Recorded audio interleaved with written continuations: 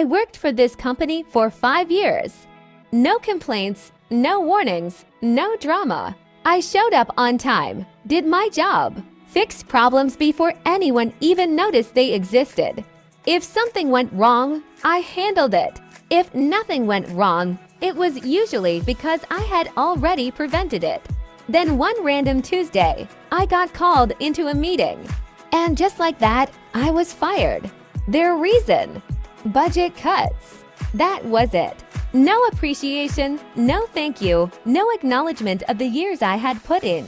Just a printed document, a quick explanation, and security waiting outside like I was some kind of threat.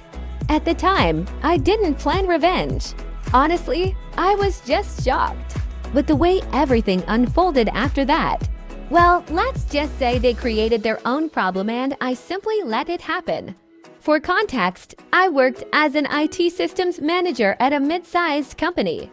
I wasn't just the IT guy. I managed servers, handled security, maintained internal tools, and quietly solved problems before they could grow into disasters. The thing about IT is, when you do your job perfectly, it looks like you're doing nothing at all. Everything just works.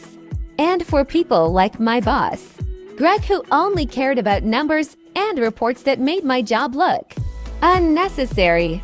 If it didn't show up as a visible issue, he didn't think it mattered.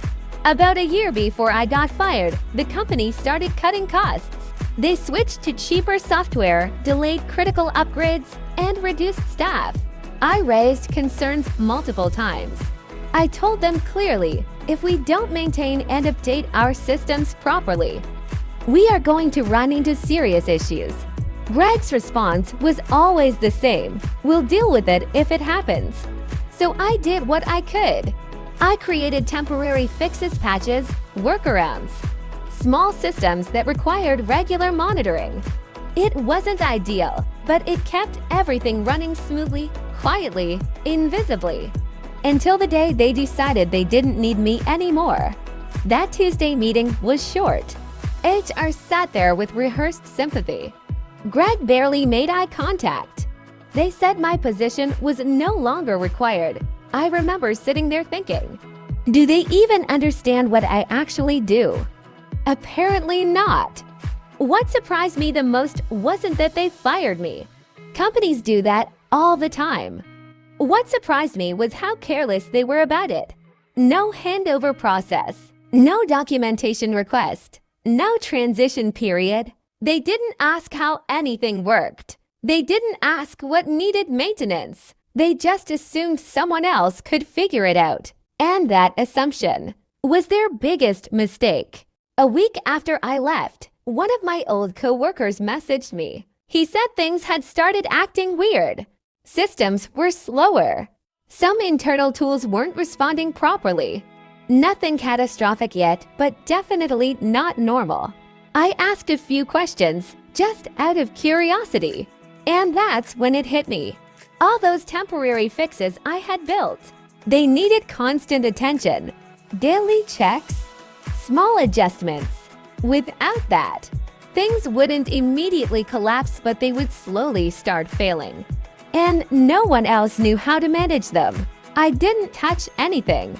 I didn't sabotage anything. I simply stepped away and let things follow their natural course. Over the next few weeks, the situation got worse. Servers became unstable. Security alerts were missed. Internal systems started breaking down one by one. And because management had ignored every warning I had ever given, they had no idea where to even start fixing it. Eventually, I got an email from Greg. Hey, we're experiencing some technical difficulties. Would you be available for short-term consulting? I stared at that message for a while. This was the same person who decided I was no longer needed. And now suddenly, I was important again. So I replied. I said yes, but on my terms. I offered to come back as a consultant. My rate was 5 times my previous hourly salary, minimum 20 hours per week. Payment up front. I expected them to hesitate, maybe negotiate. They didn't. They agreed almost immediately. That's when I realized just how bad things had gotten. When I walked back into that office, everything felt different. Same building, same people, but now I was the one in control. Greg avoided eye contact. HR treated me like a VIP.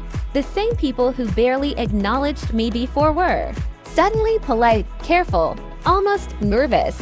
I spent the next few weeks fixing everything. But this time, I did it properly. No shortcuts, no temporary patches, full documentation, clear systems.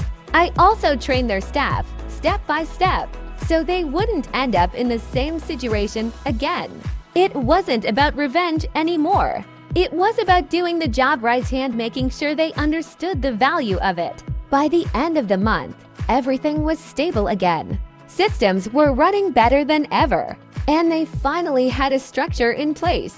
Before I left, Greg tried to thank me. It was awkward, forced, but I could tell he understood, at least a little, what had happened. I didn't say much. I just nodded and walked out.